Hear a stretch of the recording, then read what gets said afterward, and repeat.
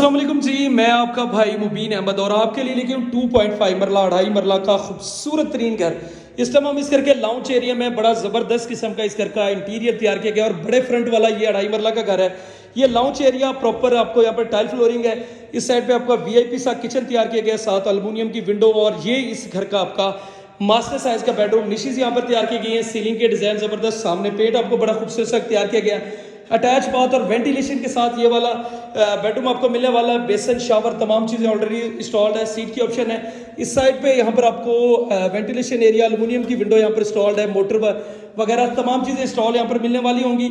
इसके साथ ही जहाँ लाउंज एरिया में आपको दिखा दूँ तो ये गराज जहाँ पर टाइल फ्लोरिंग बड़ी ज़बरदस्त है, और ये इस घर का आपका पहला बेडरूम इस घर में आने वाला है। तो 2 बेडरूम वाला ये घर है, खूबसूरत सीलिंग के डिज़ाइन, यहाँ पर भी एल्युमिनियम की विंडो इंस्टॉल मिलने वाली है। और ये आपका गैराज से सीढ़ियाँ फर्स्ट फ्लोर के लिए सेपरेट। आपका एलिवेशन भी यहाँ पर मैं आपको दिखा दूँ तो खूबसूरत तरीन एलिवेशन इस घर का तैयार किया गया है। सिर्फ और सिर्फ 31 लाख रुपए में ये घर मिल जाएगा।